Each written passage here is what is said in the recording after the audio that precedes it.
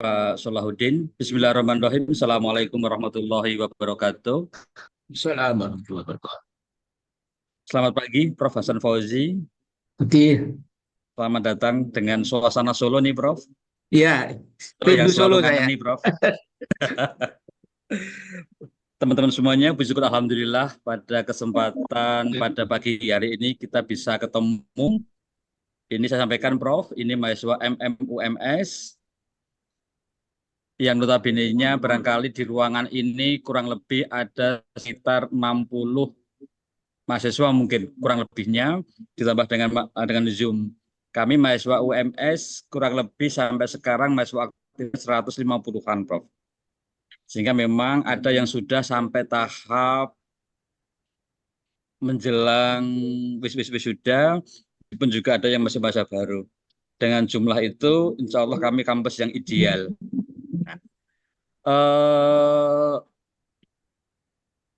Kendala secara umum kalau kita mendapatkan para mahasiswa itu susah ketika menulis tesis dan publikasi. Ini salah klasik begitu. Meskipun banyak juga dari para mahasiswa MMUMS ini terlalu cinta dengan MM, Prof. Sehingga ketika suruh lulus itu benar nggak mau. Ini menjadi permasalahan sendiri bagi kami selaku pengelola.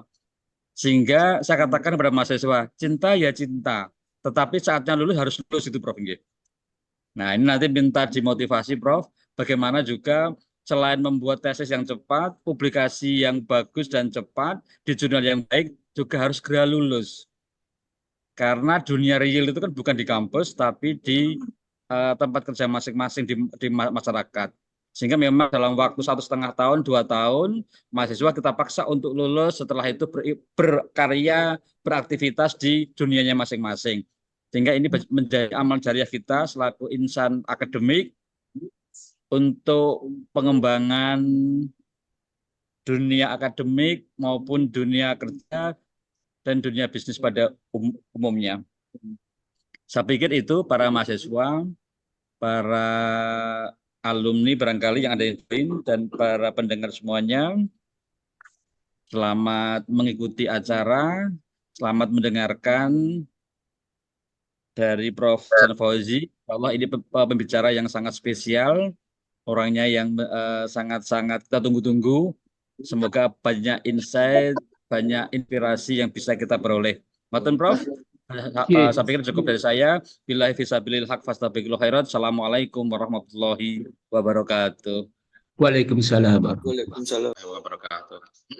Terima kasih kepada Pak Dr. Muzakar Isa atas sambutannya. Untuk selanjutnya, Mas Cahyo, mohon dibantu untuk di-share video profil dari Prodi MMUMS.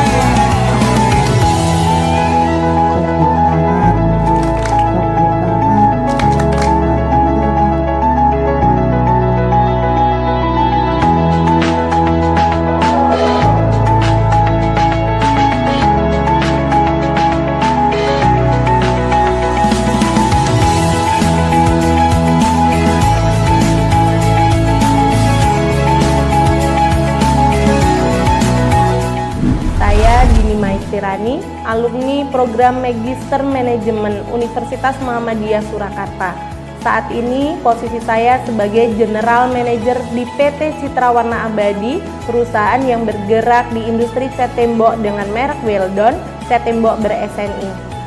Saya tertarik dan akhirnya memilih untuk melanjutkan studi S2 di UMS karena UMS merupakan salah satu universitas swasta terbaik di Indonesia dengan program studi manajemen yang terakreditasi unggul.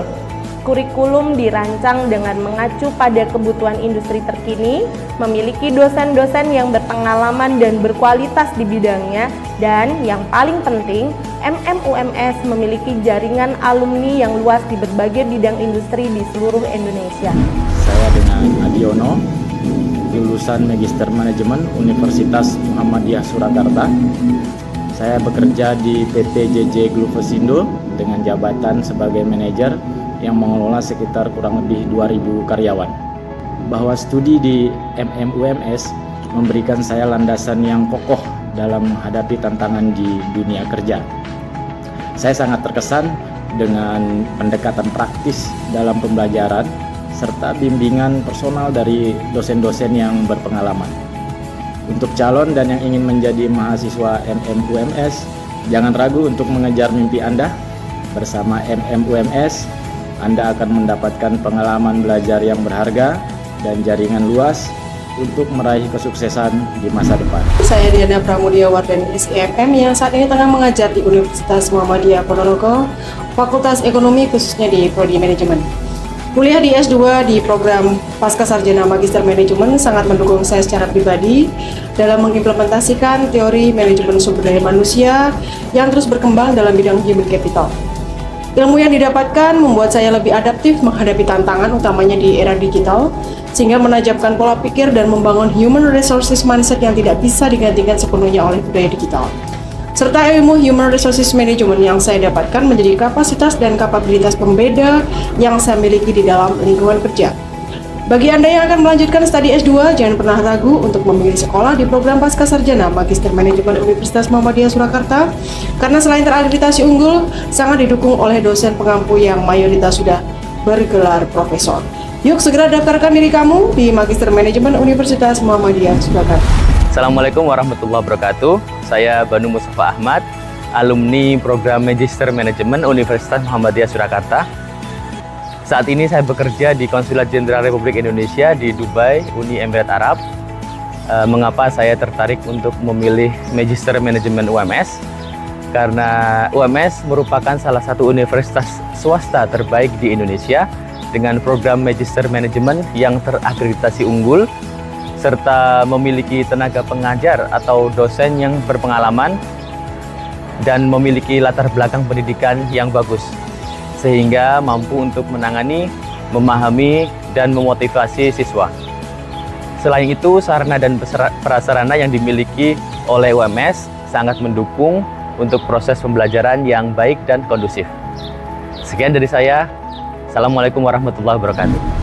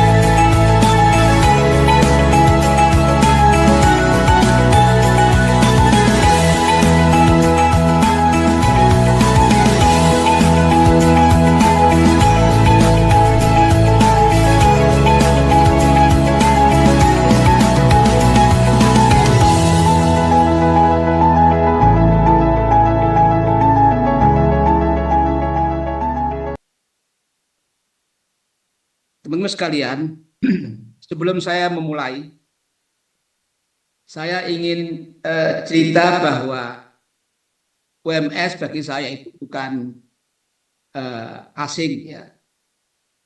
Tahun 87 sampai saya sebelum berangkat ke Amerika tahun 90-an, itu saya di UMS. Jadi cukup lama saya di UMS. Jadi tidak asing lah bagi saya di UMS ya. Nah, kemudian setelah pulang dari Amerika, sesekali pernah juga mengajar, ya. Kemudian hingga beberapa saat ini kan karena banyak kesibukan, jadi tidak begitu aktif ya di WMS. Artinya saya ingin mengatakan bahwa WMS bukan asing bagi saya. Pada kesempatan pagi ini, saya dikontak oleh Bapak Solahuddin untuk menyampaikan hal-hal yang terkait dengan tesis. Nah, sebelum saya menyampaikan materi tentang tesis, nah barangkali perlu saya sampaikan bahwa ada perbedaan mendasar antara magister yang ada di Indonesia pada umumnya dan UMS pada khususnya dengan magister-magister yang ada di luar negeri, USA misalnya, di mana pada saat itu saya sangat familiar. Tesis di sana merupakan opsi, sedangkan magister di Indonesia, UMS khususnya adalah compulsory, wajib. Nah, bagi kita yang pernah sekolah di luar, walaupun tesis itu adalah optional, tapi kami memilih tesis itu sebagai dari penyelesaian akhir mata kuliah. Bila saya tidak mengambil tesis pada saat itu, memang ada mata kuliah yang harus diambil. Artinya tidak compulsory, wajib sebagaimana yang ada di Indonesia pada umumnya. Nah, karena tesis merupakan prasyarat wajib, maka ini tentu perlu manajemen tersendiri dari mahasiswa. Nah, sebetulnya tesis, kalau kita berpikir lebih jauh, itu kan merupakan apa yang ingin kita selesaikan dengan cara mengidentifikasi problem. Nah, nanti akan saya jelaskan, ya ini sebagai pengantar saja. Nah, tentu kita akan bertanya, loh, kenapa kok problem harus dicari? Orang sering mengatakan, ini problemnya, ini problemnya. Tapi kalau ditanya, apa sih problemnya? Orang jadi bingung. Nah, demikian juga dalam tesis. Tesis yang pada pokoknya, setiap kita mahasiswa pada umumnya itu harus menyampaikan suatu tesis. Nah, tesis itu dimulai dari pekerjaan antitesis terhadap previous tesis. Nah, antitesis inilah yang nanti akan di-challenge oleh mahasiswa dengan cara mengidentifikasi suatu persoalan yang didapat dari fenomena atau juga didapat dari teori yang nanti akan kita jelaskan menggunakan pendekatan induktif atau deduktif di dalam rangka untuk mengidentifikasi persoalan. Nah, oleh karena itulah saya akan menyampaikan masalah ini secara lebih agak detail ya, dengan cara menyampaikan bahan presentasi yang berikut ini.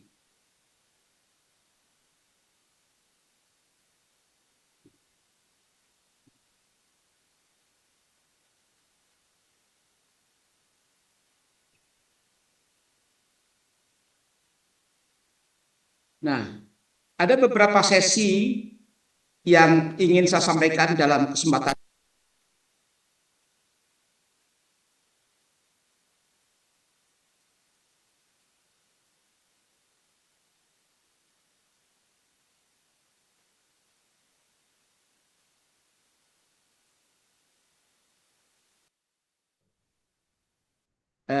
satu adalah introduction. Nah, biasanya dalam introduction ini kita mencoba mengidentifikasi persoalan.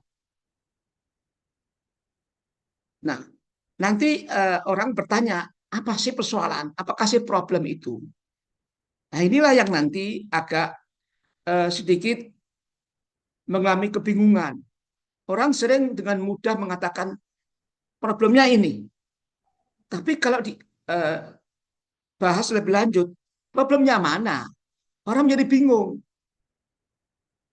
Nah, oleh karena itulah di dalam tesis itu, ya, terutama di dalam introduction, kita dituntut untuk menyampaikan problemnya.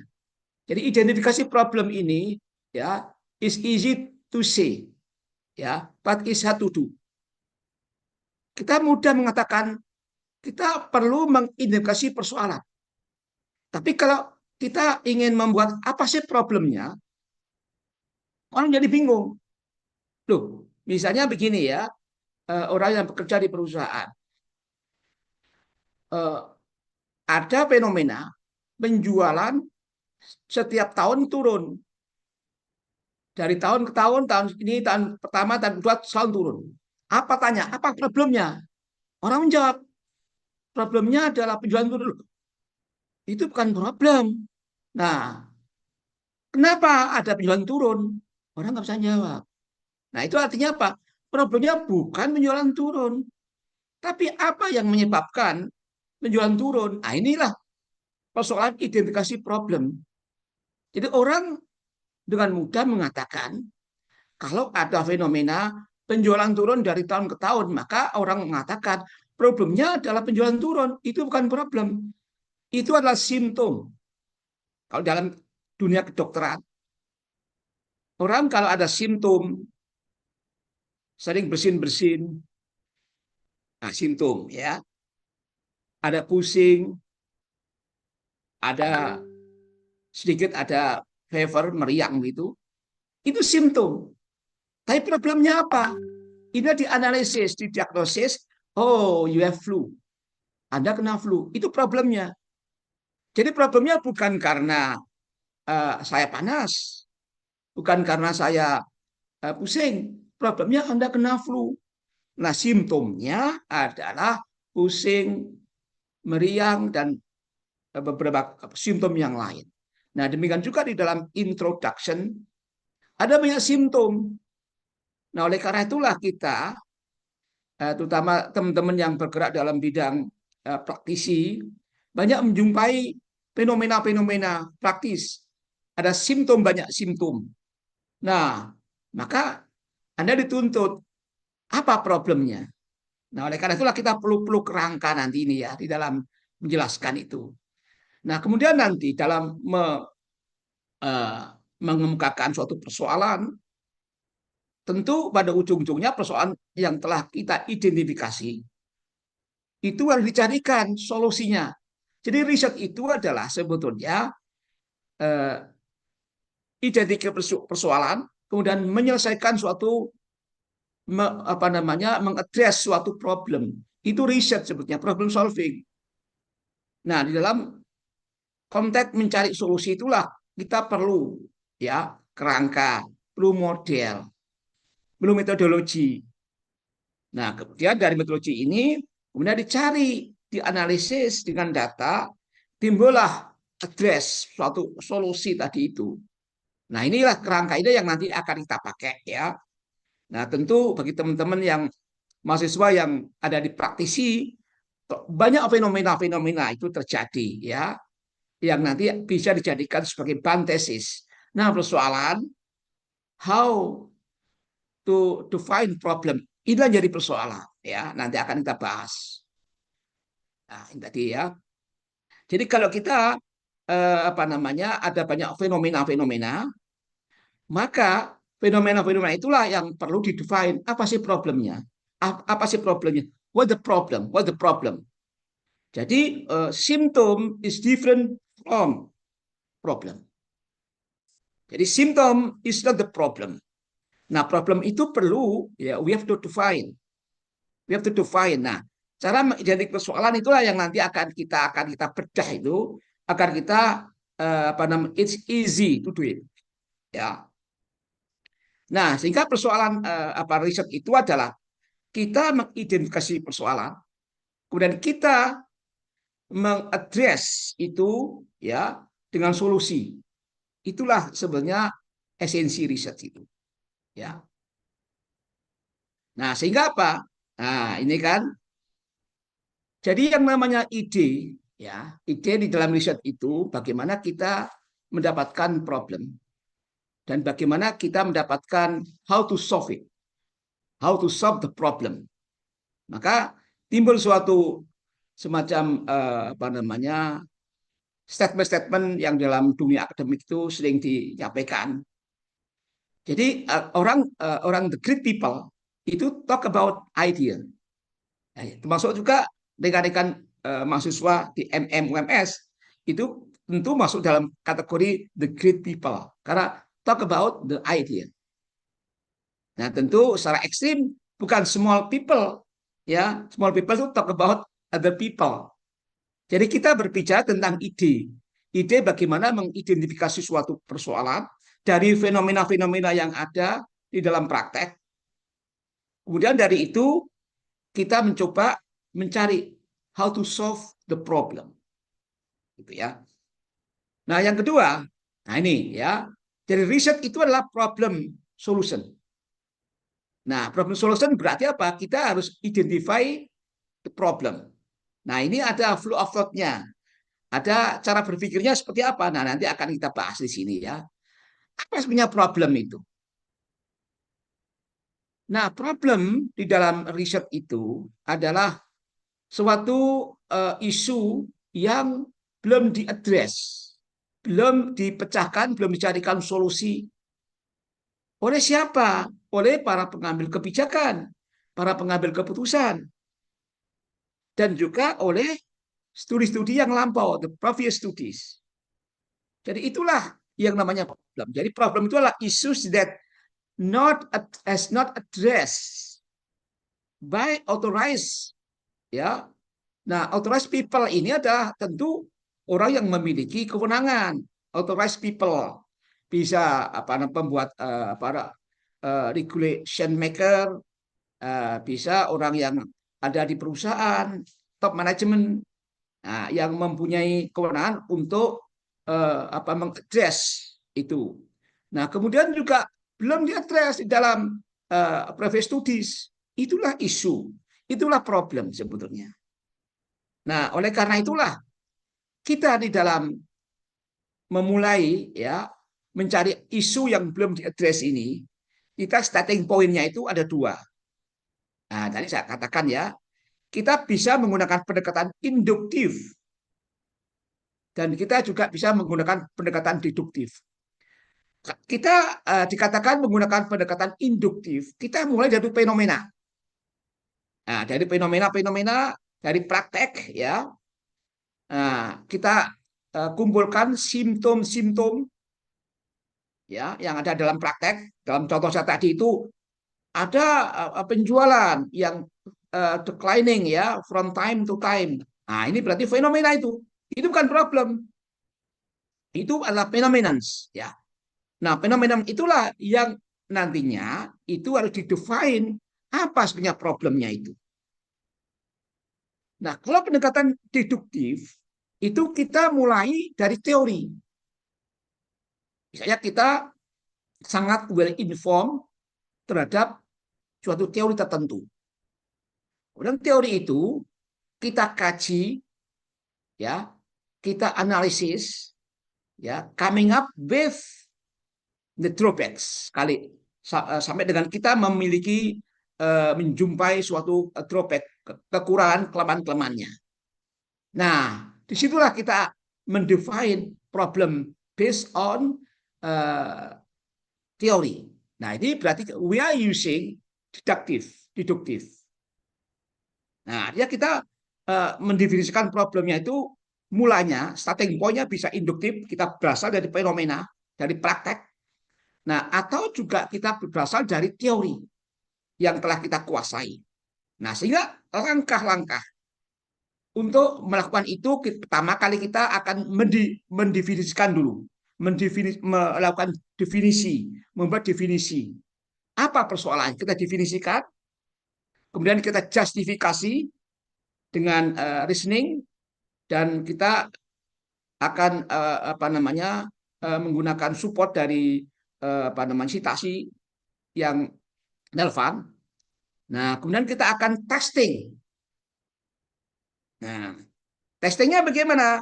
Nah, ini pihak-pihak yang terkait itu apa yang telah dilakukan, apakah effort itu mengadres atau tidak. Kalau dia mengadres, berarti done, terselesaikan. Jadi bukan problem lagi. It's not the issue anymore. It's not the problem anymore. Nah, kemudian dari kajian studi-studi yang lampau, ya, kita kaji, kita identifikasi apa yang telah dilakukan yang terkait dengan isu itu.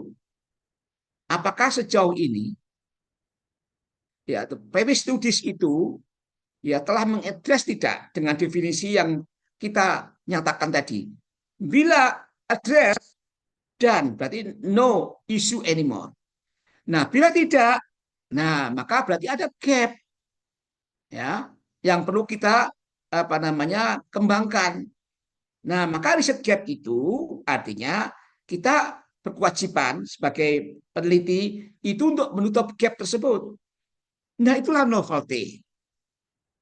Ya, tentu kalau ada gap yang belum diadres baik oleh pihak-pihak yang terkait, yang punya otoritas, yang oleh authorized people, dan juga oleh studi-studi yang lampau, previous studies, maka itulah the gap.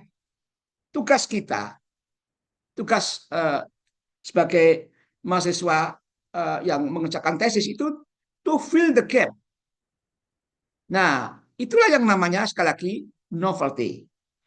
Nah, dengan demikian, ya, sebagai contoh, nah ini contohnya, ya. Misalnya nih, ya, topik yang akan dilakukan itu berkaitan dengan CSR. Nah, ini contoh saja ini. Nanti sekedar untuk bagaimana langkah-langkah yang harus kita lakukan. Nah, topiknya juga bersinggungan dengan management control system. Nah, misalnya ya nih, ya. Kemudian bersinggungan juga dengan industri semen. Kemudian juga bersinggungan lokasinya ada di Indonesia. Nah, itu, ya. Jadi topiknya adalah tentang CSR, bersinggungan, ada MCS, Management Control System, di dalam industri semen, contohnya, ya, dan di Indonesia. Maka pertanyaan yang perlu kita ajukan in our mind kita adalah why CSR? Ada apa CSR itu? Nah, ini our mind itu harus begitu, ya. Why CSR? Ada apa dengan CSR? Why MCS? Ada apa dengan MCS? Why semen? Ada apa dengan semen? Industri semen maksud saya, ya. Dan why Indonesia? Semua ini harus kita jawab, ada justifikasinya. Nah, sehingga pertanyaan kita why semen harus kita justifikasi. Nah, itu jawaban-jawaban itu adalah menjadi dasar bagi kita untuk mendefinisikan problem. Itu belum selesai, itu baru awal untuk mendefinisikan problem. Nah, jadi apapun topik, ya, selalu diawali dengan pertanyaan why. Why topik ini, why topik itu, why topik ini. Nah, why CSR, why MCS, dan ini harus dijawab. Nah, jawaban itulah yang nanti itu akan menjadi dasar, ya, the base for defining the issue. Nah, jawaban-jawaban itu silakan Anda definisikan, ya, problemnya, isunya. Apakah itu sudah bisa menjadi problem? Belum. Harus ada reasoning dulu. Problem yang Anda definisikan tadi dari jawaban-jawaban tadi itu harus kasih reasoning, harus ada reasoningnya dulu dong. Ya. Nah, kemudian ada dukungan-dukungan referensi. Dan tentu dukungan-dukungan fenomena yang berasal dari praktek. Ini kalau Anda menggunakan pendekatan induktif.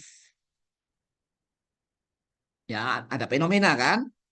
Nah, kalau ini sudah ada pre-reasoning, ada kasih support relevant references, kemudian ada kasih dengan fenomena-fenomena yang ada dalam praktek, ada dukungannya, maka itu berarti apa? Definisi yang Anda lakukan tadi itu, problem yang Anda define, telah terjustifikasi. Oke, justified. Nah, next-nya adalah, nah dari justified, define problem tadi, harus ada langkah yang lain, ya, yaitu apa yang telah dilakukan, ya, terhadap apa namanya problem yang telah terjustifikasi tadi itu. Misalnya, ya, identifikasi apa yang telah dilakukan dalam praktek. Apakah praktek-praktek yang telah dilakukan baik oleh, kalau itu bersinggungan dengan kementerian, nah, apa sejauh ini yang telah ada solusi dari pengambil kebijakan.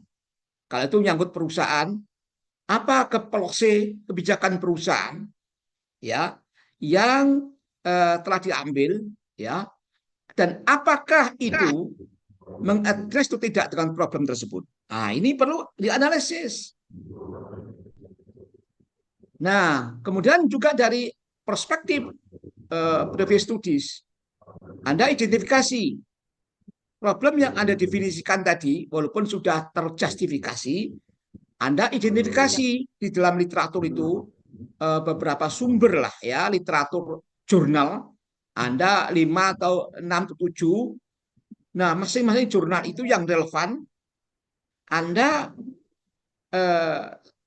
sampaikan apakah jurnal yang Anda baca itu telah mengadres terhadap problem yang Anda telah definisikan dan telah terjustifikasi tersebut. Nah, berikan, ya, bila iya di mana letak yang telah terjustifikasi. Bila belum, nah berarti itu menjadi dasar penguat Anda telah terjustifikasi, nah juga telah menjadi dukungan previous studies belum, ya, teradres. Nah, bila ini semuanya itu adalah tidak semua jawabannya, maka itulah sebetulnya riset gap. Problemnya di situ itu udah ketahuan. Nah, mungkin Anda bertanya, bagaimana kalau semuanya itu sudah semuanya? Nah, saya hanya ingin mengatakan, dalang itu kan tidak kehilangan lakon, ya, selalu ada aja. Katakanlah, ya, oh ini ternyata sudah diadres. Nah, tapi Anda perlu hal-hal kecil apa yang perlu Anda persoalkan, walaupun secara general, basically has been addressed. Nah, tapi sekali lagi kita harus menempatkan diri sebagai dalang. Dalang itu, ya, itu orang yang mempunyai banyak akal. Nah, akalnya inilah yang kita gunakan untuk selalu mencari, walaupun kajian-kajian Anda, identifikasi Anda telah teradres, tetap ada peluang-peluang Anda untuk mempertanyakan hal-hal kecil. Nah, itulah saya katakan, jadikanlah kita itu sebagai dalang untuk mengemukakan, walaupun analis Anda tadi telah teradres, ada hal-hal, some point, some perspektif itu belum teradres oleh the previous studies. Itulah tetap ada riset gap. Jadi whatever, ya, jawaban apakah belum teradres, apakah sudah teradres. Nah, bila teradres, sudah teradres, maka Anda harus mendudukkan diri sebagai kayak dalang. Cari perspektif angle tertentu yang previous studies itu belum address. Nah, caranya begitu, ya. Ini belum, kalau sudah mengatakan sudah teradres. Tapi kalau belum teradres, it is easy for you to go through. Jadi sampai poin ini, ya, Anda baik itu jawabannya no maupun address, maka Anda tetap punya opportunity, ya, untuk coming up with the riset gap. Nah, begitu sampai kepada riset gap, berarti Anda sudah dapat, you got the problem already. Nah, maka di sini ada riset gap. Maka tugas Anda, tugas kita semua, itu adalah menutup gap, ya. How to close the gap, how to close the problem. Nah, ini berarti apa? Perlu ada solusi, perlu ada usulan solusi. Jadi tidak berhenti pada bagaimana problem itu Anda dapatkan. After you got the problem, so you have to think ya, how to solve the problem. Nah, dalam konteks itulah maka diperlukan, ya, if you need the solution to close the gap, to close the problem, maka Anda memerlukan kerangka. Nah, you need the framework, ya. Nah, yang framework ini secara detail nanti itu secara teknis akan dibahas secara detail di dalam chapter 2 dan 3 tesis Anda. Nah, yang kedua, di samping persoalan framework, Anda perlu metodologi. Nah, yang ini nanti secara teknis akan didetailkan, dibahas detail di dalam chapter 4 Anda. Nah, itulah yang nanti akan dijadikan sebagai your research objective. Nah, research objective pada ujungnya akan menjadi contribution Anda. It is your contribution. Jadi sekecil apapun tesis Anda di dalam magister manajemen itu harus mampu memberikan kontribusi. Sekali lagi, sekecil apapun harus ada kontribusi. Karena di dalam persoalan riset tidak pandang bulu apakah itu besar atau kecil, as long as you have the contribution, it is the research, it is thesis. Kita tidak bisa mengatakan tesis kalau tidak ada kontribusi. Jadi jangan mandang kok gitu aja, kok kecil aja, ya biarin aja. Inilah esensi research. Jadi esensi research itu tidak tentukan atas besarnya persoalan, tapi ditentukan atas besarnya your contribution. Oke. Nah, ini contoh ya dalam slide berapa ini. Ini adalah contoh dari rationality dari suatu background ya. Kebetulan ini riset saya di industri semen. Nah, background yang saya sampaikan ini ada dalam rationality. Ini contohnya bagaimana membangun informasi yang akan menjadi background dalam bentuk rationality yang nanti akan sampai kepada problem. Nah, ini rationality juga ini dasar untuk menjadi problem. Nah, ini juga problem ya. Nah, pertanyaan begini ya. Given the negative impact and the main role of cement industry. Ini kan, it is apparent that sustainability issue in the cement industry is crucial needing special attention. Nah, ini untuk memberikan gambaran bahwa ada persoalan loh. Nah, terus persoalannya apa? Nah, ini untuk mengatakan therefore, ya kan? Ini model development of the sustainability performance evaluation is needed. Nah, ini untuk memberikan gambaran, untuk memberikan rationality kita kepada pihak luar bahwa diperlukanlah model pengembangan model di dalam evaluasi kinerja sustainability. Nah, di sini problem statement-nya muncul. Ini contoh ya.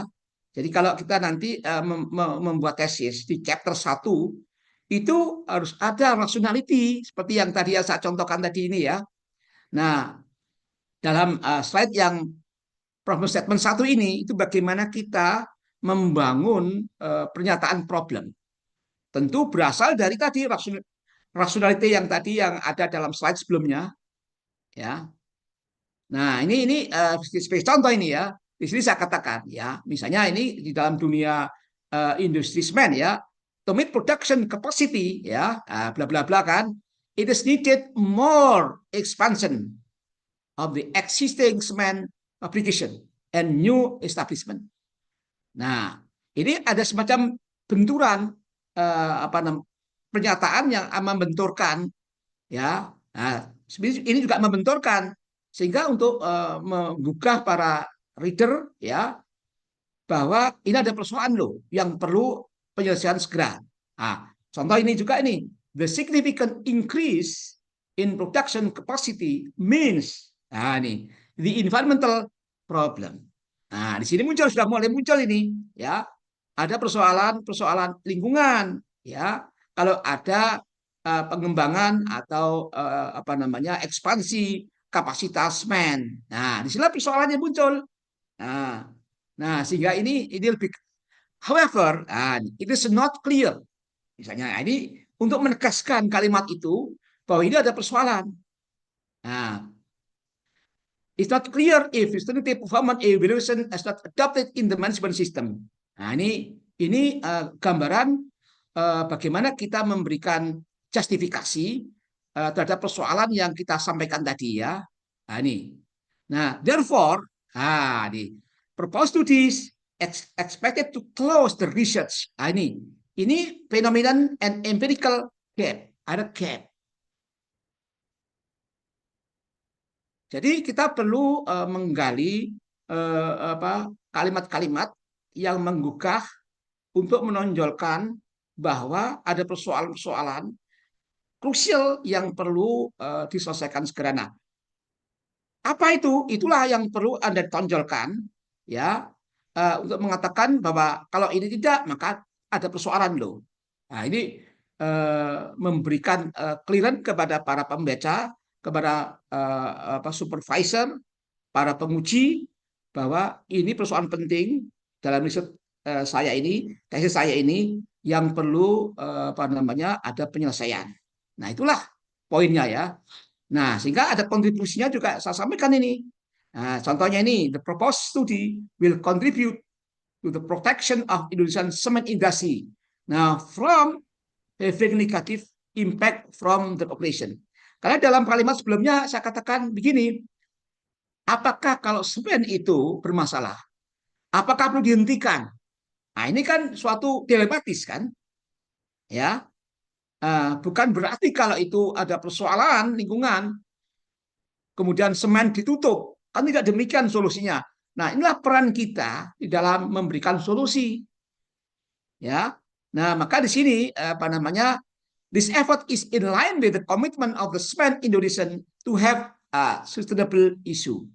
Nah, saya tutup dengan kalimat, therefore, the study is also expected to improve governance aspect of the Indonesian cement industry in having sustainable business. Nah, ini untuk meyakinkan kepada para supervisor, para penguji, bahwa kontribusi kita ini sangat penting loh di dalam rangka untuk semen tetap berkembang, tapi dengan cara sebagaimana yang ada dalam rencana riset kita. Nah, itu contohnya begitu ya. Nah, ini contoh yang lain bisa Anda lihat di sumber-sumber yang ini ya. Sudah saya berikan ini ya. Ini contoh aja ini untuk sekedar bagaimana kita menulis introduction dengan logis dan bisa dipahami, terutama yang berasal dari induktif ya, fenomena-fenomena di mana teman-teman MM ini kan banyak para praktisi ini. Tentu paling mudah dengan menggunakan pendekatan induktif. Tapi tidak untuk kemungkinan ya teman-teman praktisi juga menggunakan pendekatan deduktif. Ya, tapi kalau menggunakan pendekatan induktif, fenomena itu lebih mudah didapatkan. Oke, ini contoh juga bagaimana introduction itu dibuat ya. Nah, sekarang sesi yang ketiga ini itu bagaimana kita mengembangkan, caranya bagaimana kita mengembangkan logical flow. Nah, saya ingin menerangkan itu dengan mengambil modelnya yang dikembangkan oleh John Swales. Nah, John Swales ini mengembangkan suatu model untuk mengembangkan logical flow di dalam rangka untuk membuat problem dan menawarkan proposed solution ya. Nah, John Swales ini memberikan begini ya, ada 3 pendekatan ya. Yang pertama kita katakan move number 1, move number 2, and move number 3. Nah, move number 1 kita sebut sebagai establishing territory. Nah, ini berarti kita mendudukkan suatu position dengan benar. Kita menyampaikan background. Backgroundnya apa sih? Kok Anda ingin kok sampai ada problem yang Anda nyatakan seperti itu? Nah, disinilah John Swales itu menjelaskan dalam move number 1 itu dengan establishing territory. Backgroundnya seperti ini. Kemudian yang kedua ya, establishing niche. Nah, problem itu dibuat. Dan yang ketiga, move number 3 occupying niche, ada solusi. Ada background, ada problem, ada solusi. Nah, ini secara detailnya adalah seperti ini ya. Jadi kalau kita ingin membuat background, itu menurut John Swales ini ada 3 yang bisa kita lakukan. Itu yang disebut dengan claiming centrality. Ya. Yang kedua adalah bisa juga membuat making topic generalization, reviewing previous item of research. Jadi dengan claiming centrality ini ya, kita ini membuat atau menjelaskan ya well established research area. Jadi area riset kita itu seperti apa sih? Kita jelaskan gitu ya. Nah, kemudian kita juga bisa dengan cara membuat topic generalization, membuat statement terhadap current knowledge kita yang kita pahami seperti apa dalam praktek dan fenomena in the field. Nah, ini tentu relatif lebih mudah bagi teman-teman yang berada dalam dunia praktisi ya, terhadap praktek-praktek atau fenomena-fenomena yang ada dalam praktek. Itu kita buat statement ya tentang current knowledge-nya, praktisnya, fenomenanya. Nah, sehingga apa? Background-background yang kita sampaikan ini bisa mudah dipahami oleh supervisor dan oleh penguji. Karena kita hanya membuat semacam generalisasi dari knowledge, dari praktis, fenomena. Nah, fenomena nyata ada dalam praktek kan. Atau kita juga bisa membuat topik ya terhadap hal yang telah dilakukan sebelumnya. Kita membuat atau mereview penelitian-penelitian yang lampau, kemudian mengkaitkan antara fenomena yang ada dalam temuan-temuan yang ada dalam previous studies dengan temuan-temuan yang lain. Nah, ini bisa kita pilih mana yang lebih mudah. Apakah kita menggunakan claiming centrality dengan cara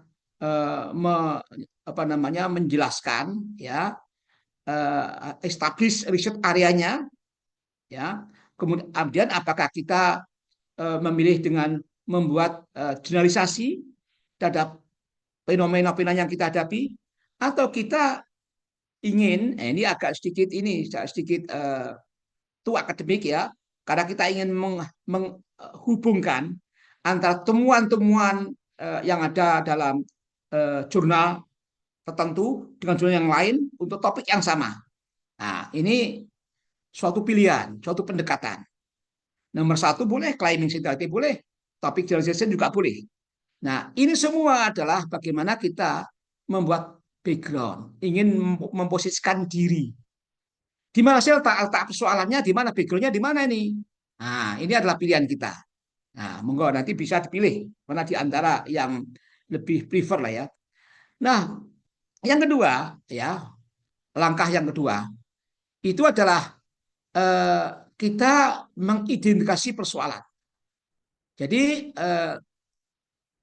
niche atau problem, atau kita membuat mengidentifikasi gap ini, kita menunjukkan bahwa ada sesuatu yang perlu diisi melalui tesis Anda, melalui riset yang Anda lakukan. Nah, oleh karena itulah cara yang dilakukan bisa dilakukan dengan beberapa, satu di antara 4 cara ini ya. Kita bisa melakukan counter claiming ya. Kalau tadi ada memberikan background, kita counter itu. Nah, misalnya kita men-challenge ya studi yang lampau dengan membuat ini ya counter claim. Yang studi yang lampau seperti ini, kita counter itu. Nah, itu berarti ada problem, ya kan? Atau kita bisa menunjukkan indicating gap. Ya. Dengan cara apa? Bahwa yang lampau itu tidak cukup. Ya. Nah, tentu begitu Anda mengatakan men-challenge ya bahwa itu tidak cukup, tentu harus ada argumen ya. Nggak bisa, pokoknya nggak cukup. komen. Nggak boleh seperti itu ya dalam dunia akademik, dalam pembuatan tesis. Setiap yang Anda challenge itu harus ada argumen. Apapun, you are free to challenge ya anything ya of the previous studies, of the previous works, but you have the arguments ya, you have to argue ya, so you are free to argue ya. Nah, jadi harus ada argue. Kalau ada yang mengatakan bahwa previous research itu tidak cukup mengadres, maka harus ada argumennya, tunjukkan. Nah, yang ketiga itu Anda bisa mempertanyakan ya tentang previous research itu, mempertanyakan ya, maka Anda mempertanyakan dengan cara, maka Anda perlu melakukan ya, karena riset yang lampau tidak cukup menjelaskan, tidak cukup untuk mengadres, maka Anda perlu additional research. Ya, jadi mempertanyakan, question raising. Atau Anda perlu continuing tradition. Anda tidak mempertanyakan, tidak melakukan counter claiming, ya, tidak menunjukkan gap, dan juga tidak question raising, tapi Anda ingin mengembangkan riset yang lampau itu ke arah yang Anda inginkan. Nah, tentu pertanyaannya, Anda harus bisa sampaikan kenapa Anda perlu mengembangkan, perlu melanjutkan ya riset yang lampau itu. Kenapa, ada apa? Nah, inilah Anda pada dasarnya free ya untuk memilih ya membuat problem itu, apakah counter claiming, apakah dengan cara indicating gap, apakah dengan cara raising question, apakah Anda tetap melanjutkan dari tradisi riset yang lampau, Anda lanjutkan dengan pengembangan tertentu. Ini semua adalah, it's fully up to you. You are free to do that. Nah, tetapi sekali lagi, you have arguments. Why you will do that? Oke. Nah, yang ketiga, pendekatannya John Swales ini, ya, ada solusi. Nah, setelah Anda ada solusi, ada problem yang ada move number 3-nya adalah bagaimana mencari solusi. Nah, ini perlu Anda lakukan ya, misalnya ini ya, you demonstrate how you will substantiate the counter claiming ya, fill the gap, identify it, atau answer the question, atau continue the research tradition. Itu seperti up to you. Pilih salah satu. Nah, maka solusinya adalah outline tujuannya apa. Anda harus bisa menunjukkan the main purpose of the current research Anda. Apa sih tujuan riset Anda ini? Nah, ini harus Anda jelaskan. Nah, juga Anda announcing present research. Anda mendescribe riset di dalam current riset Anda. Nah, berarti apa? Kalau menggunakan kerangka atau framework yang kita buat tadi dalam sesi yang kedua tadi, maka Anda perlu menunjukkan ya di mana Anda posisi Anda, di mana Anda bisa membuat solusi terhadap pendekatan yang Anda pilih, apakah counter claiming made, apakah fill the gap, apakah answer question, apapun ya, maka tentu Anda harus bisa menjelaskan terhadap solusi yang Anda ingin sampaikan, Anda ingin propose. Nah, kemudian sampailah kita pada sesi 4 ini ya, kita berbicara underpinning theory, basic concept, and conceptual framework. Di mana dalam topik-topik sesi 4 ini akan menjadi dasar bagi Anda untuk dasar mengembangkan solusi, framework untuk bisa menawarkan solusi. Sekali lagi, dalam konteks ini riset adalah problem solution, ya, solusi terhadap problem. Nah, untuk bisa mendapatkan solusi, coming up with a solution, ya kita perlu memahami underpinning teori, basic concept, and conceptual framework. Nah, sehingga apa? Kita underpinning teori, ya. Basic teorinya apa? Nah, ini tentu kita perlukan agar supaya kita punya basic di dalam menawarkan solusi. Bahasa Jawanya tidak waton, ya, tapi kita punya landasan. Kenapa kita mengoffer solution seperti itu? Kita punya teorinya. Nah, teori itulah yang kita kenal dengan basic teorinya, underpinning teori. Ya. Nah, misalnya kita kenal ada teori performance teori, kita mengenal ada ini social teori in general, ya. Kita mengenal ada teori equity teori. Nah, whatever teori yang akan Anda adopt itu yang nanti akan Anda ramu, yang akan menjelaskan, ya, basic-basic teori yang melandasi Anda merumuskan persoalan yang akan Anda tawarkan di dalam problem solution tadi itu. Nah, dari teori ini, maka Anda dapatkan basic konsep. Ya, konsepnya tentu kalau kita berbicara teori, ya itu teori itu dari fenomena, kemudian telah menjadi diuji secara empirik, kemudian menjadi teori, kemudian teori akan diuji kembali, selalu lingkaran setan demikian. Nah, paling tidak di dalam underpinning teori ini kita akan mendapatkan basic konsep. Apa sih konsep dasarnya itu? Nah, di sinilah yang harus Anda analisis. Anda mendapatkan konsep-konsepnya, Anda punya solusi, Anda punya landasan teori. Nah, konsepnya apa yang ada dalam teori itu yang secara make sense bisa memecahkan problem tersebut. Nah, konsepnya seperti ini. Nah, maka Anda punya kerangka. Kerangkanya inilah yang berasal dari konsep tadi yang akan kami tawarkan untuk mengadres problem tadi itu.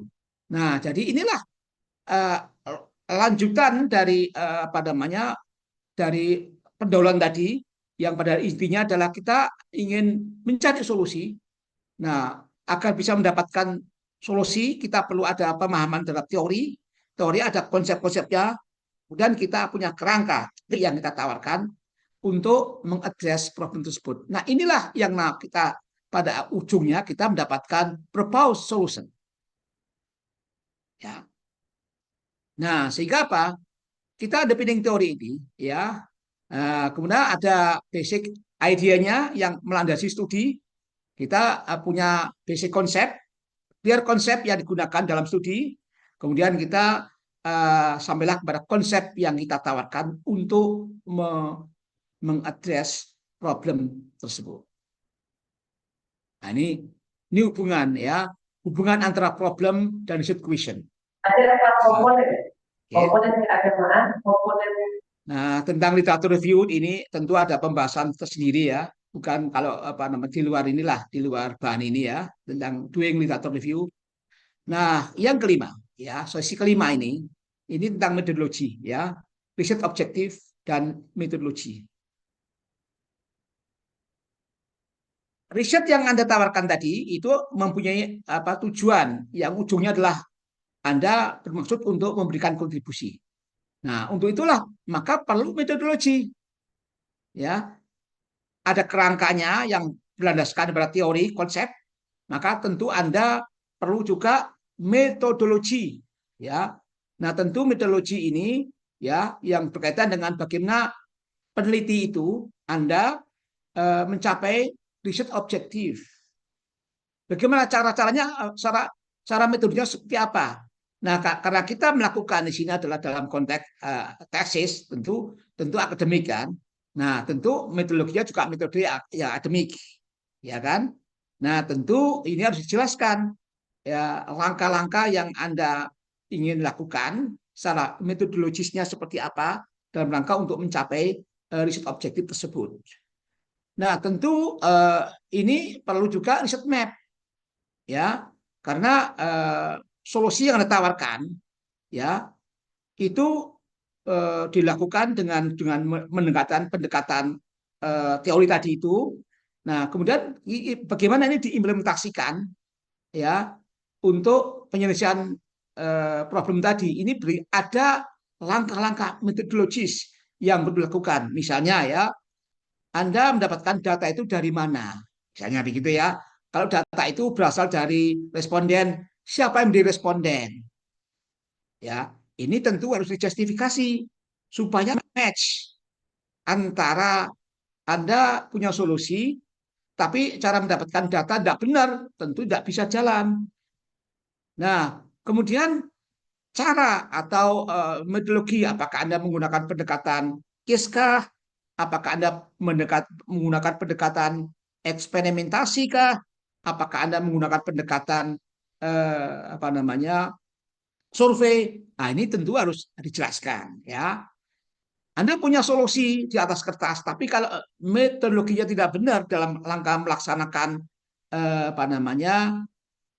kerangka tersebut, tentu tidak bisa tercapai riset objektif. Nah, oleh karena itulah dalam sesi ini itu perlu dipahami apa metodologinya. Anda pakai riset approach apa? Apakah case kah? Apakah experimentation kah? Apakah menggunakan survei? Kenapa? Nah, tentu ini ada argumentasi juga. Ada argumen. Tidak, nggak mungkin. Oh, pokoknya saya menggunakan case. Kenapa? Nggak ngerti, pokoknya nggak boleh. Tentu Anda menggunakan case, ada argumen. Ya, nah, nanti ada secara khusus pembahasan apa itu argumen nanti, ya.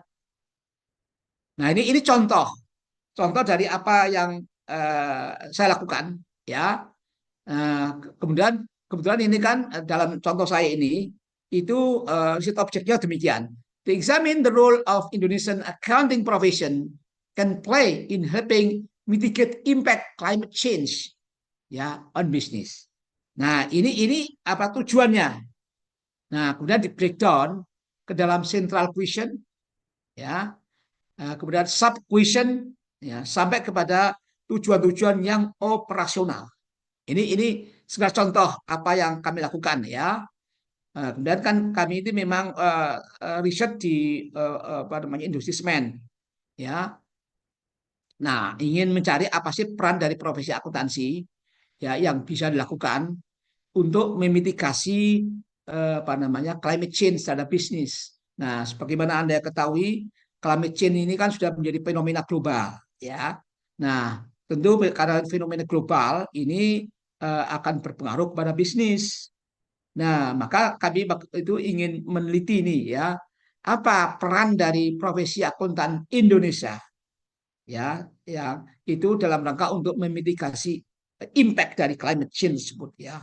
Nah, kami membreakdown tujuan yang sifatnya umum, kemudian tujuan yang sifatnya operasional, ya, sebagaimana yang Anda lihat dalam ini slide ini, ya. Nah, ini ada metodologi kan, metodologi case study, eksperimen, dan survei. Dalam sesi ini tentu kita tidak dalam posisi untuk membicarakan secara detail karena pembahasan secara metodologi ini ada bahasan secara khusus, ada case study, ada eksperimen, ada survei, ya. Nah, paling tidak, ya, secara garis besar kalau kita menggunakan case study itu menggunakan real life context. Nah, kalau eksperimen ini berarti ada aspek-aspek manipulatif. Manipulasi bukan sesuatu yang negatif, ya. Jadi kayak kita ingin melakukan eksperimen, ya, kita kalau kasih ini apa dampaknya? Nah, ini kita eksperimen, kita manipulasi, ya. Kalau misalnya kita kasih treatment ini apa dampaknya? Nah, ini seperti ini dampaknya. Ini artinya dalam eksperimen. Nah, ada survei juga berbeda pendekatannya, ya, bisa kuantitatif, ya, bisa juga nanti pendekatan kualitatif, ya, tergantung kita, ya, dalam memandangnya nanti, ya. Nah, ini contoh, ya, contoh apa yang kami lakukan, ya, bisa Anda lihat, ya, dalam konteks ini, dalam konteks metodologi bisa Anda lihat ini. Ini memang apa namanya contoh real terhadap penelitian di industri semen ya, industri semen ya yang terkait dengan dampak climate change terhadap bisnis ya. Nah ini masih contoh ya. Jadi kalau ada 4, satu ini apa namanya respondennya ya, ada CPA, pemegang CPA holder ya, pemegang CMA holder ya. Ini financial official di perusahaan juga terlibat di dalam riset ini ya. Nah, topik-topik tadi itu apakah menggunakan case, apakah menggunakan eksperimen, tentu ini merupakan topik tersendiri ya. Terlalu panjang nanti kalau kita jelaskan dalam sesi ini ya. Nah, akhirnya kita berbicara ya. Setelah riset ini, bagaimana untuk menjadikan manuskrip yang bisa publish? Sebelumnya tadi ini kan kita berbicara riset kan, dari introduction, dari mencari problem, dari mendesain solusi, riset semua ini hasilnya, kemudian terus bagaimana kita sampai kepada manuskrip yang akan dipublish di suatu jurnal ya. Nah ini, jadi publikasi jurnal itu ya itu bisa 3 kemungkinan ya. Prof, mohon maaf, 5 menit lagi. Oke, ya bisa kita lihat ya, jurnal itu kita bisa menggunakan bukti baru, tapi dengan cara lama. Tapi tidak semua itu hal baru yang kita publish. Kita tetap menggunakan pendekatan lama, tapi evidence baru ini bisa kita publish juga. Atau kita juga bisa menggunakan pendekatan baru, tapi evidence lama. Ini juga bisa kita publish. Ya, atau juga kita ya dua-duanya itu menggunakan pendekatan baru dengan cara lama. Nah, ini bisa kita mix semuanya ini ya itu bisa kita publish. Tidak semuanya itu hal yang baru yang mesti muncul di dalam publish. Hal lama, tapi kalau kita lakukan dengan cara baru, oke. Kemudian hal lama ya, tapi kalau kita mix dengan menggunakan pendekatan yang agak berbeda juga bisa kita publish. Nah, ini menyangkut bagaimana kita membangun kalimat-kalimat yang ada dalam artikel ya. Nah, yang terakhir ini argumen ini penting ini ya. Kita itu perlu ya. Kenapa banyak artikel-artikel kita itu yang di-reject di dalam jurnal? Itu ada beberapa kemungkinan ya. Artikel itu terlalu sempit lah atau terlalu broad, nggak jelas ya, atau di luar topik ya juga ya, atau juga too defensif. Nah, dan juga originalitasnya ini tidak cukup, hanya editor itu memandang tidak orisinil. Nah, ini struktur ini kalimatnya nggak jelas ini. Nah, kalau khususnya kalau kita ingin publish ke jurnal internasional, ya tentu masalah struktur bahasa ini perlu kita perhatikan ya. Kalau bahasa Inggris kita kacau, tentu harus kita benahi dulu supaya struktur bahasanya oke, bisa diterima ya. Nah, pada dasarnya hanya satu, kenapa ditolak? No argument. Sebagian besar paper kita ini banyak data, tapi tidak ada argumen. Hanya data aja, penampilan data banyak, ya, tabel-tabel banyak, tapi nggak ada argumen. Kenapa data seperti itu? Apa argumennya sih? Ini nggak ada. Jadi intinya main reason jurnal artikel rejected itu karena no arguments. Jadi argumen itu penting. Dari saat kita membangun di introduction itu perlu dengan argumen sampai pada yang terakhir ya itu contribution itu penuh dengan argumen ya. Nah ini kenapa Nero? Caranya gimana cara memperbaikinya ya? Nah misalnya kita bisa melakukan contextualize ya, kita bisa menjadikan audiens itu menjadi perlu kita perbaiki lah ya. Nah ini kita dianggap not scholarly, tidak ilmiah. Artikel kita walaupun nampak itu, tapi editor menganggap tidak ilmiah, not scholarly. Too defensive. Ya, itu juga bagus, ditolak itu ya. Karena apa? Jelek tapi terlalu ngotot. ya, ngotot, maka kita harus menghindari ya extensive quotation. Terlalu banyak quotation itu harus kita hindari. Ini penuh dengan perlombaan apa namanya citasi atau apa, maka kita harus hindari lah. Avoid extensive ya quotation. Nah, atau juga ini avoid excessive documenting. Ya, jadi hal-hal yang bisa untuk apa namanya artikel itu dipandang oleh editor itu mempunyai kategori itu defensif, maka kita perlu mengedepankan argumen ya. Nah, dan ini saya pikir sama. Nah, ini argumen itu apa? Nah, argumen itu adalah sesuatu yang memang itu menjadi diskursus di dalam artikel itu, yang kalau kita membacanya, orang lain akan mengatakan bisa setuju, bisa tidak. Misalnya kalau kita mengatakan matahari itu terbit dari timur, itu bukan argumen. Karena nggak ada orang yang membantah bahwa matahari terbit dari selain timur. Nah, maka itu bukan argumen. Nah, argumen itu selalu mendapatkan jawaban bisa agree atau bisa disagree. Nah, itu ada artinya pernyataan-pernyataan yang argumen. Kalau pernyataan tidak argumen, ya, maka tentu itu tidak sepatutnya, ya. Nah, dalam konteks inilah ya argumen itu harus dikedepankan, yaitu paper yang berbasis argumen. Data banyak, tapi kalau tidak ada argumen, maka paper itu tidak ada nilainya. Ya, tabel ini, ya, apa hubungannya? Nggak jelas. Hanya penampilan spell aja. Tapi no argument at all. Itu juga tidak bagus.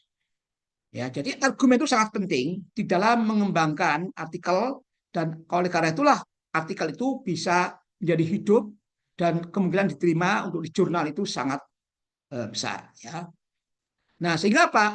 Artikel itu harus didrive dengan argumen, bukan artikel yang didrive by data. Data boleh tampilkan, tapi artikel itu harus dibangun, ya, didrive dari argumen. Ya. Oke, ya, ini kaitannya dengan bagaimana hubungannya dengan reviewer dan editor. Tugas reviewer itu adalah membantu editor, ya, memberikan rekomendasi apakah paper tersebut itu layak untuk dipublish tidak. Tapi sekali lagi, reviewer bukan penentu akhir. Penentu akhir itu adalah editor, ya. Yang berikut, ya, ini penentu editor, ya, untuk melihat originality, ya, analytical rigors, clarity, research application, dan aspek internasional. Yang terakhir ini penting kalau kita ingin paper kita itu diterbitkan di jurnal internasional. Tapi kalau dengan lokal tentu aspek internasionalisasi tidak jadi penting, ya. Nah, peran editor itu untuk mereview, ya, apakah pandangan reviewer itu sudah oke belum. Jadi mereview laporan dari reviewers. Nah, yang terpenting editor itu adalah memutuskan apakah paper kita itu accepted atau tidak. Oke? Nah, demikian yang bisa kita sampaikan. Mari kita diskusi dan semoga ini menjadi membuka wawasan bagi Anda untuk bisa membuat tesis dengan lebih baik. Kita diskus. Demikian yang bisa saya sampaikan untuk sementara. Wassalamualaikum warahmatullahi wabarakatuh. Waalaikumsalam warahmatullahi wabarakatuh. Terima kasih Prof atas sharing ilmunya. Untuk selanjutnya kami buka tanya jawab. Di sini ada Mas Hamdi. Prof Hasan, izin bertanya, menentukan research framework, cara mengembangkan research framework yang baik dan relevan dengan topik penelitian bagaimana? Mohon dulu tadi Pak. Ada di chat, Prof. Oh, dari chat, saya tadi nggak lihat chatnya. Ya, Prof Hasan, izin bertanya, bagaimana cara menentukan research framework? Kemudian yang kedua, bagaimana cara mengembangkan research framework yang baik dan relevan dengan topik penelitian, Prof. Ya. Nah, tadi saya sampaikan dulu ya, untuk bisa melangkah kepada research framework, tentu kita harus firm dulu pada persoalan. Isunya harus clear dulu. Jangan sampai kita berbicara research framework, sementara the issue of the research is not clear. Nah, ini tentu tidak benar ya. Asumsinya adalah kita sudah clear, sudah on the right track terhadap problem. Nah, bila problem itu sudah clear, maka tugas kita adalah how to close the gap. Kita perlu menutup gap itu apa? Nah, tentu di sini peranan dari teori yang nanti akan menjadi framework itu menjadi penting. Kalau topik kita itu tentang kaitannya dengan financial management, apakah itu isu yang berkaitan dengan capital rasio atau capital budgeting, maka tentu kita harus mendapatkan jurnal-jurnal yang terkait ya, untuk mencari tahu apakah ya problem yang kita rumuskan tadi, asumsinya udah oke dulu ya, itu telah teradres belum.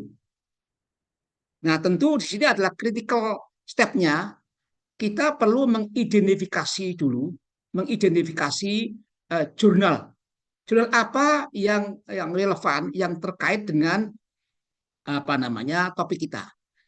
Nah, bila kita sudah mendapatkan kumpulan dari beberapa jurnal yang terkait dengan riset itu, maka kita perlu menguji lagi apakah jurnal yang ini itu telah mengadres belum terhadap isu yang tadi itu. Nah, kita dalam konteks seperti ini ya, misalnya tadi itu sudah mengadres tapi dalam konteks tertentu ya, atau belum mengadres tetapi ada dalam jurnal itu yang digunakan suatu kerangka. Jadi research framework itu bisa juga kita adopsi ya dari previous research. Jadi tidak harus kita mengembangkan secara mandiri, tapi kita bisa mengadopsi dari research framework. Nah, oleh karena itulah evaluasi kita terhadap jurnal-jurnal yang kita tadi yang tak identifikasi tadi menjadi sangat penting. Nah, itu kalau kita ingin mengadopsi. Kalau kita ingin membuat research framework sendiri, nah ini tentu agak sedikit ini ya, agak sedikit effort ini ya. Kita domainnya kan ada problem, ada jurnal yang terkait dengan problem tersebut. Maka tugas kita itu adalah bagaimana kita mencari solusi. Apakah jurnal yang telah kita baca tadi itu menawarkan solusi tidak? Nah, sering jurnal kita ini tidak menawarkan solusi, tetapi membuka langkah-langkah tertentu. Maka bisa jadi ini dalam konteks ini kita ambil poin tertentu itu dari jurnal yang satu, kemudian ada jurnal yang lain itu memberikan sumbangan bagi kita untuk bisa sampai kepada pengembangan solusi. Nah, akhirnya kita meramu dari ide-ide yang berasal dari jurnal-jurnal yang tadi yang kita katakan belum mengadres, tapi ada semacam insight ya yang bisa kita jadikan sebagai langkah untuk mengembangkan ya solusi tadi itu. Nah, maka kita bisa mendevelop research framework. Jadi research framework itu kita kembangkan sendiri yang berasal dari jurnal-jurnal tadi yang walaupun jawabannya itu no, belum address, tapi ada langkah tertentu yang bisa kita jadikan sebagai semacam next step lah. Nah, sehingga nanti kalau kita ini yang kita pilih, maka kita perlu membuat citasi ya bahwa untuk membuat solusi tadi, framework yang kita kembangkan itu berasal dari ide-ide yang dari jurnal-jurnal yang kita kembangkan tadi itu. Nah, itulah langkah. Jadi kita sekali lagi kita bisa mengambil, mencomot utuhnya ya untuk kita jadikan sebagai framework. Nah, tentu kita harus bisa lakukan dengan jujur bahwa langkah ini saya ambil dari ini. Nah, tetapi misalnya ada modifikasi ya. Misalnya modifikasinya aspek culture misalnya ya. Nah, ini kalau kita betul-betul ingin mengadopsi tadi itu, jawabannya adalah yes, telah teraddress. Namun dalam konteks tertentu ini tidak apply karena different culture misalnya gitu ya. Nah, ini harus kita berikan citasi. Kalau memang yang kedua yang kita pilih, misalnya research framework itu berasal dari pengembangan kita, tapi dari ide-ide yang berasal dari jurnal yang jawabannya no, belum teraddress, belum teraddress. Namun dari bacaan jurnal ini itu ada langkah-langkah yang bisa kita kembangkan. Maka kita akan mengembangkan research framework dari our own model kita, tapi dari ide orang lain yang berasal dari studi yang lampau tadi. Nah, itu pun harus kita dengan jujur kita katakan ini berasal dari ide sumber dari A, B, C, D, E. Nah, itu cara yang mungkin ya, yang bisa kita lakukan. Yang kedua tadi apa, Pak Sulit, Pak Sula? Yang kedua. Yang kedua itu cara mengembangkan riset framework, Prof. Nah, tadi saya katakan ya, cara mengembangkan riset framework tadi bisa dengan cara adopsi atau bisa juga apa namanya bila jawabannya itu no, belum teraddress, maka kita bisa menjadikan dia apa jurnal itu inspirasi untuk membuat kerangka dalam rangka untuk mencari solusi. Perlu kami tegaskan lagi bahwa riset framework itu adalah dalam rangka untuk mencari solusi. Jadi proposed solution itulah yang akan kita cari menjadi riset framework. Riset frameworknya seperti ini. Nah, itu berasal dari tahapan-tahapan apa namanya teori-teori yang kita kembangkan tadi, dari underpinning teori, dari kita konsep, maka menjadi kerangka yang kita tawarkan untuk memecahkan suatu persoalan. Jadi pada dasarnya ada dua, kita bisa fully adopt. Yang kedua, kita bisa mengemas dari berbagai riset yang lampau, ya, akhirnya menjadi riset yang kita aplikasikan, ya, tapi dengan cara menjelaskan ini berasal dari ide-ide previous studies. Jadi ada dua, sekali lagi, kita mengadopsi atau kita mengembangkan sendiri dengan dasar ide dari orang lain. Demikian Pak Solah yang bisa saya sampaikan. Terima kasih, Prof. Ada yang lainnya yang ada di ruangan ini? Mau bertanya? Oke, Bu Rohaniatun, dipersilakan.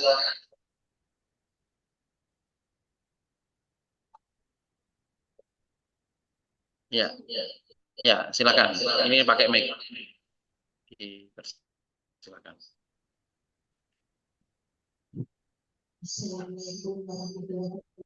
Waalaikumsalam warahmatullahi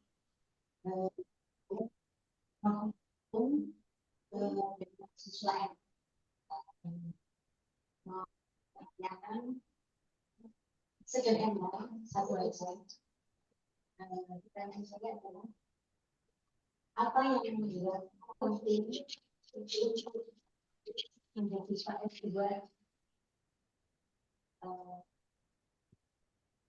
supaya melanjutkan jenjang S2. Oke. Apa yang bagaimana untuk melanjutkan jenjang S2? Ya, ini praktisinya banyak yang praktisi, Prof. Ini gimana Pak Solah mau diulang tadi agak kabur sekali deh. Oke. Ini ada mahasiswa MM, dia dulu pegawai di UMS, tapi sekarang jadi praktisi, Prof. Iya. Nah, kewirausahawati ini. Nah, juga kepada teman-teman yang lainnya, Apa yang dorong, apa yang membuat mereka itu termotivasi untuk studi lanjut S3, Prof? Oke, oke, oke. Oke, Apakah S3 itu tentu hanya untuk jadi dosen? Misalkan seperti itu. ya. Jadi perlu dipahami bahwa studi doktor itu adalah studi yang berkaitan dengan research.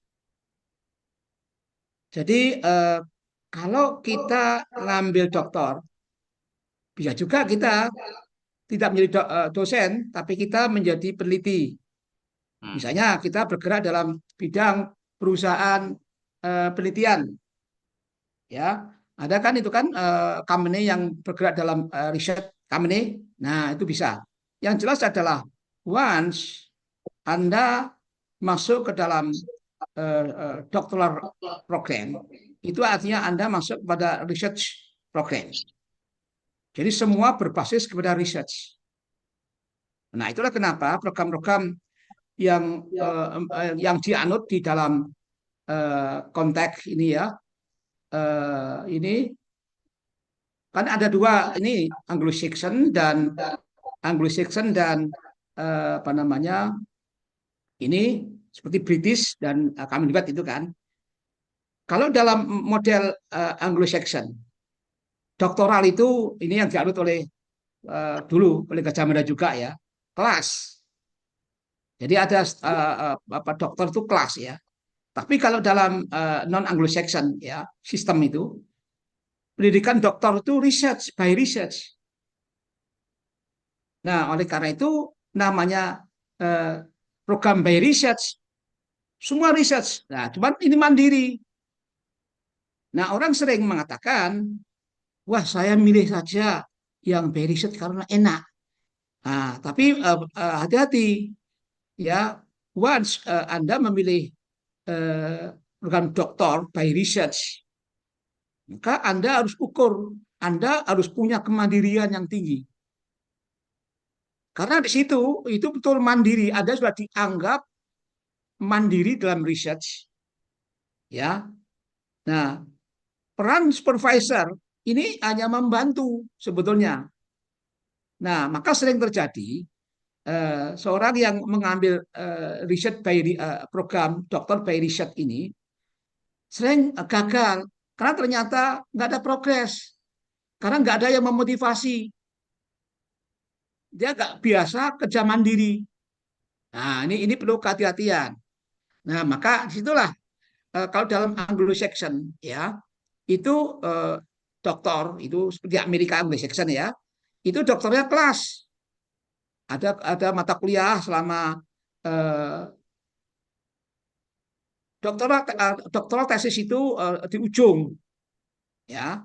Nah, maka sebelum sampai kepada ujung ini ada yang namanya preliminary exam, ujian prelim namanya kan. Nah, ini cara Anglo-Saxon, Amerika masih menggunakan cara seperti itu. Nah, tapi kalau menggunakan kontinental ya UK ya, negara Eropa, Australia, Malaysia ya, Commonwealth lah ya, itu menggunakan kontinental by research. Hampir tidak ada namanya program kecuali kalau DBA ya. Nah, Anda mengambil DBA ya, ada MBA, ada DBA. Jadi kalau Master of Administration, kemudian Anda ingin masuk pada yang lebih lanjut itu DBA ya. Masih ada DBA itu Doctor of Business Administration ya. Itu kelas memang itu di setting untuk apa namanya teman-teman praktisi yang ingin melanjutkan MBA-nya tapi membekali kerangka berpikir risetnya. Nah, itulah ambil DBA. Nah, banyak kelas memang. Nah, nanti di ujung itu adalah ada semacam tesis, tapi levelnya level doktoral tesis, bukan magister tesis. Sebetulnya tesis itu ya bisa tingkat undergraduate, ya levelnya yang membedakan levelnya. Kemudian bisa tingkat magister tesis, bisa tingkat doktoral.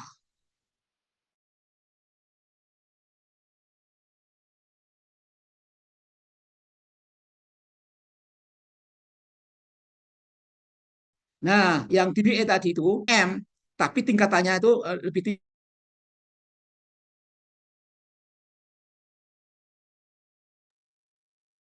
Ya, silakan, Prof.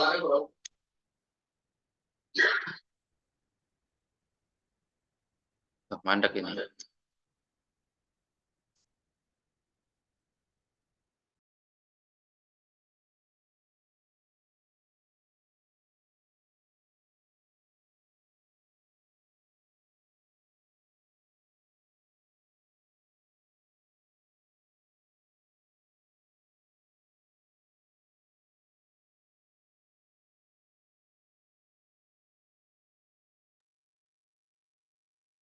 Sambil menunggu Prof. Hasan Fauzi, mohon dibantu di-share link persen.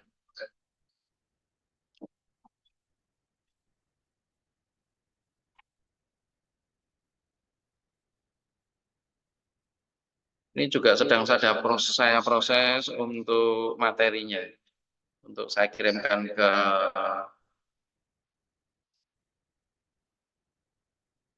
Zoom ya.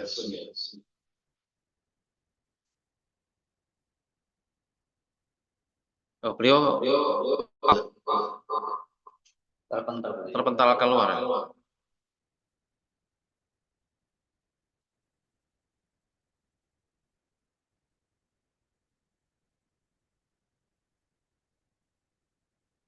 Sebentar, saya telepon dulu.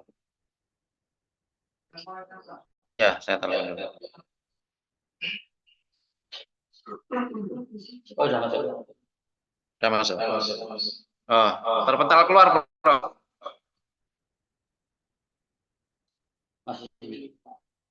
Masih mute, Prof. Saya kepental tadi itu kenapa ya tadi ya? Ya, sinyalnya aja, Pak. Oh ya. Jadi kembali kepada persoalan tadi itu ya, bisa mengambil kalau ingin melanjutkan ke MM bisa ke DB atau fully research.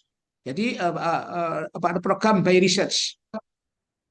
Ya, kebetulan kalau yang di Malaysia ini ada juga yang DBA. Nah, tapi umumnya kalau yang ingin fully research itu mengambil yang apa namanya by research. Nah, kenapa banyak bermotivasi itu? Karena dia ingin agar punya pemahaman, ya, pemahaman kerjanya itu nanti bisa sampai detail, tidak hanya tingkat magister tapi tingkat doktoral. Nah, tapi dia tidak ingin by research, ya ambil aja yang DBA. Nah, saya tidak tahu apakah DBA adakah di UMS, ya. Saya belum tahu ya. Tapi sejauh ini di UNS juga belum ada DBA ya. Yang ada apa namanya by research. Sekarang sedang mengambil by research program di UNS ya. Tapi saya tidak tahu apakah di UMS ada DBA atau tidak. Tapi yang jelas di Malaysia ada DBA yang memang itu jalur dari tadi MM bisa langsung ke DBA. Amerika juga ada DBA. Tapi umumnya kalau ingin fokus ke research, ya ambil aja yang by research. Tapi harus dihitung adalah apakah diri kita bisa nggak mengatur ritme, mengatur dengan tugas mandiri. Kalau tidak, nanti nggak akan selesai nanti. Nah, di sini minimum untuk bisa lulus doktor itu ya 2,5 tahun minimum ya, itu minimum dengan kerja mandiri. Tapi kalau tidak mandiri ya bisa bertahun-tahun, bahkan bisa sampai tahun itu. Pengalaman saya lihat di teman-teman di sini kok ada yang 7 tahun lebih itu. Demikian yang terkait dengan pertanyaan yang tadi itu, Pak Solah. Baik, terima kasih Prof atas presentasinya dan tanya jawabnya. Kami ucapkan terima kasih yang sebesar-besarnya kepada Prof Hasan Fauzi sebagai speaker pada International Public Lecturing yang diselenggarakan oleh Magister Management Universitas Muhammadiyah Surakarta pada tanggal 10 Agustus 2024. Jazakumullah ahsal jaza. Terima kasih. Wassalamualaikum warahmatullahi wabarakatuh. Waalaikumsalam warahmatullahi wabarakatuh. Terima kasih Prof. Mudah-mudahan jumpa lagi. Jumpa lagi. Ya. Baik teman-teman, Kita tutup bersama-sama dengan doa penutup majelis. Subhanakallahumma wa bihamdika asyhadu an la ilaha illa anta astaghfiruka wa atubu ilaik. Assalamualaikum warahmatullahi wabarakatuh. Waalaikumsalam warahmatullahi wabarakatuh. Izin lift semuanya.